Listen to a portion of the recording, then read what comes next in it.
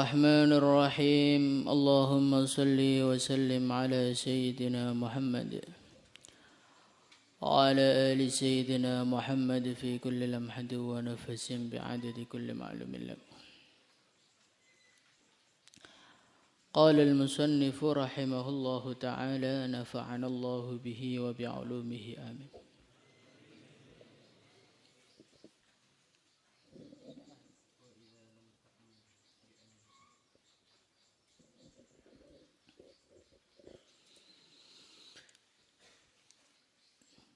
Wa idza lam ta'mal, kalau engkau tidak beramal bi'ilmika dengan ilmumu al-yawma pada hari ini,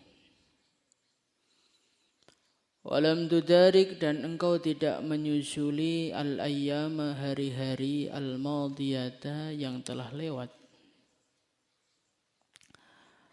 taqulu maka engkau akan mengatakan ghadan besok yaumal qiyamati hari kiamat.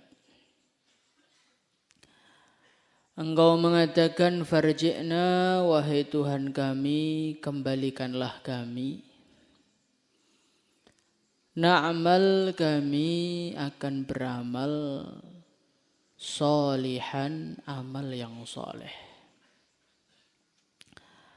Fayuqalu maka dikatakan kepada dia, ya ahmak wahai orang yang sangat bodoh, anta engkau min hunaka dari dunia, taji'u engkau datang. Jadi Al-Imam Al-Ghazali rahimahullahu ta'ala, beliau masih menekankan berkali-kali kepada kita mengenai pentingnya orang itu mengamalkan ilmunya. Memang seorang yang memiliki ilmu itu tampak hebat. Seorang yang memiliki ilmu itu bisa mengalahkan orang-orang yang berdebat dengannya. Dikatakan orang alim, tetapi ketahuilah fungsi dari ilmu itu bukan untuk pamer. Fungsi dari ilmu itu bukan untuk menampakkan dirimu pinter. Bukan untuk menampakkan dirimu itu lebih hebat dibandingkan orang lain.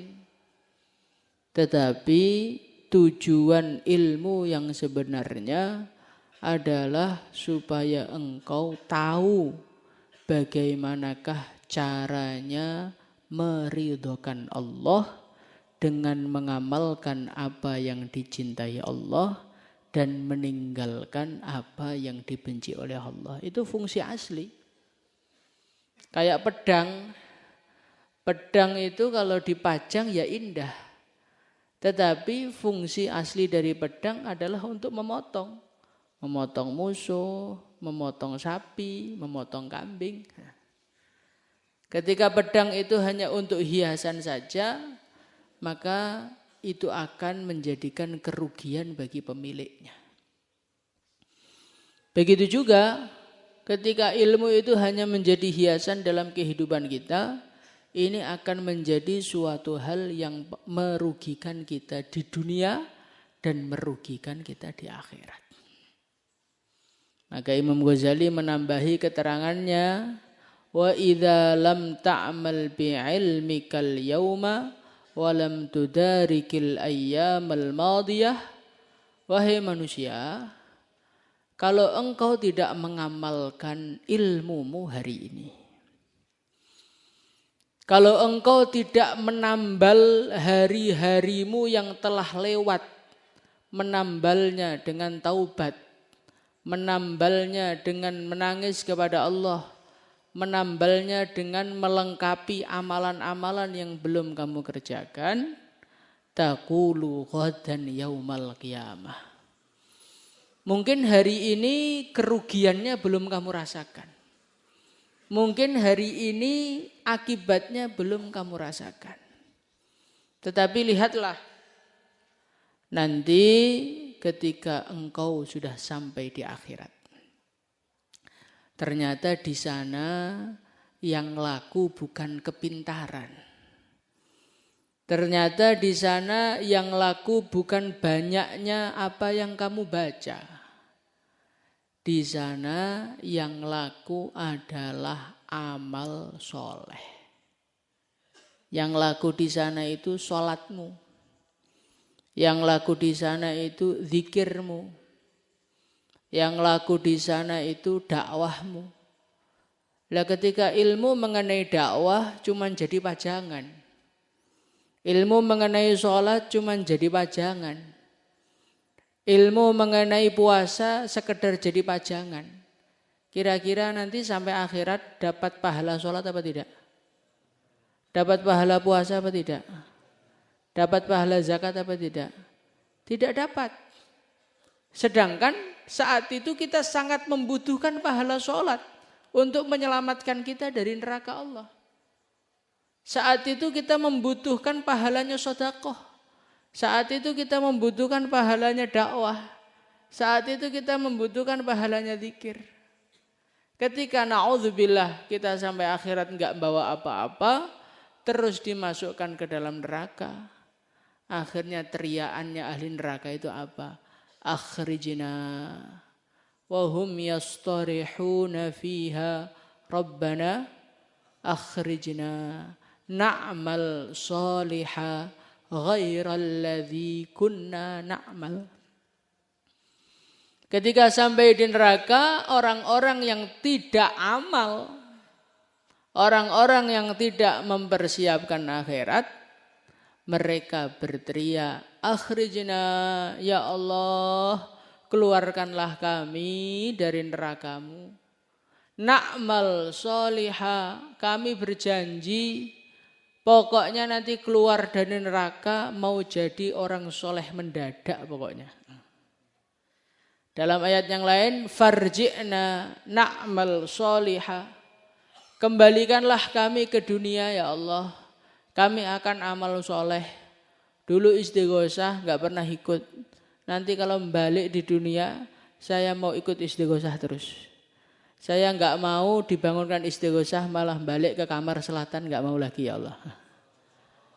Pokoknya mau istighosah, mau sholat 5 waktu di masjid, waktunya khurut saya mau khurut, waktunya wiritan mau wiritan, ngaji ya akan ngaji serius. Nyatet Bukhari enggak akan saya wakilkan kepada orang. Tak tulis sendiri ya Allah.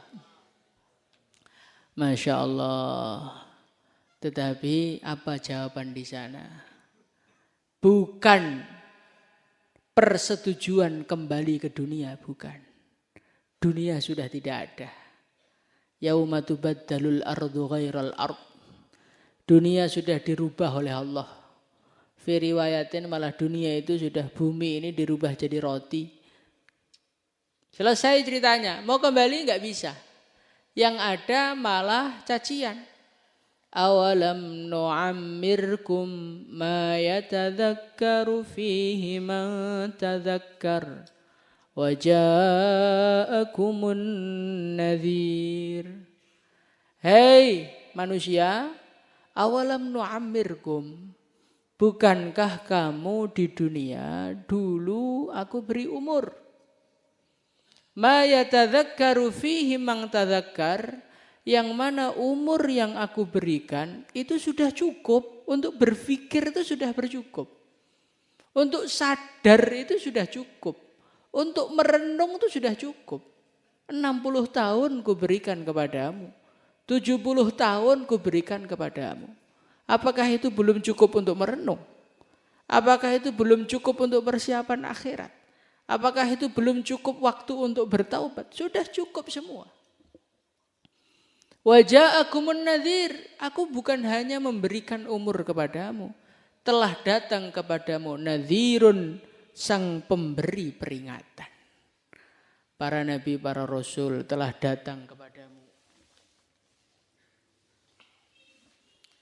Para nabi, para rasul telah datang kepadamu, mengingatkan kamu, memberi nasihat kepada kamu mengenai kenyataan adanya akhirat, mengenai kenyataan manusia akan dihisab, mengenai kenyataan akan datang hari akhir.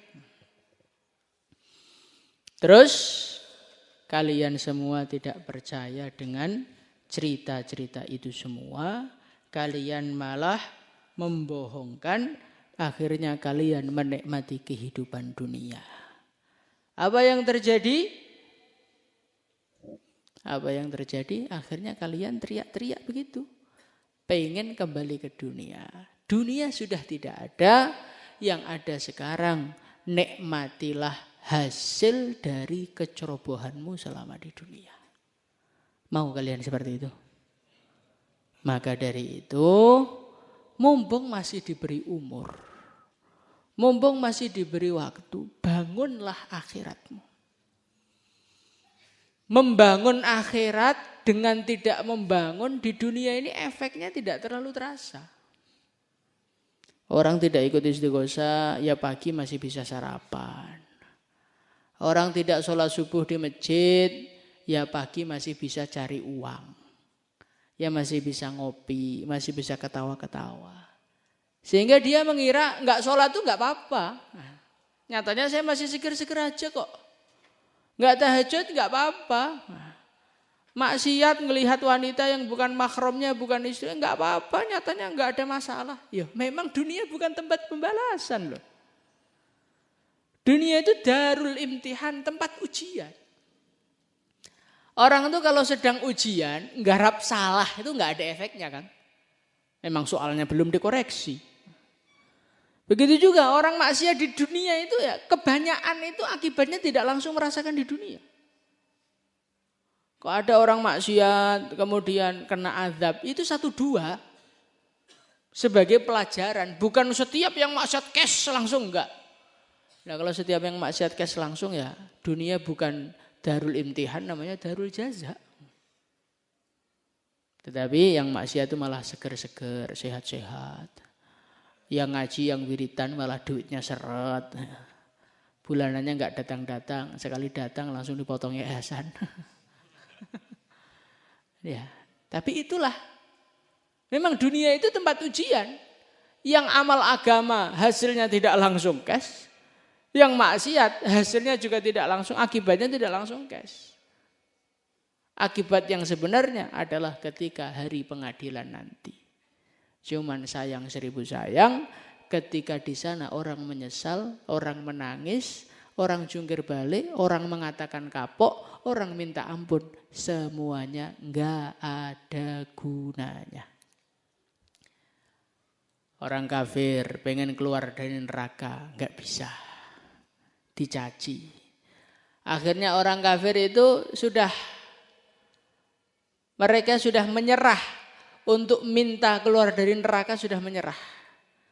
Akhirnya mereka mengatakan kepada malaikat, wa qalu li khazanati jahannam ad'u rabbakum yukhaffif 'anna yawman minal 'adzab.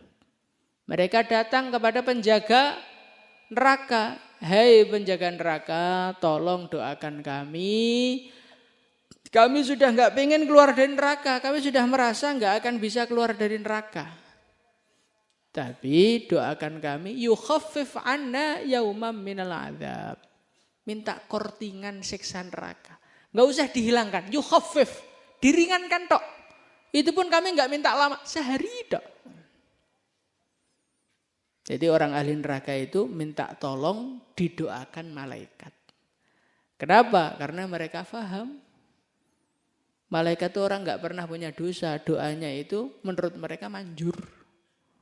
Maka minta doa sama orang soleh. Minta doa sama orang dekat dengan Allah. Itu merupakan satu hal yang dibenarkan. Orang kafir aja loh pengen minta doa sama orang kafir. Sama malaikat.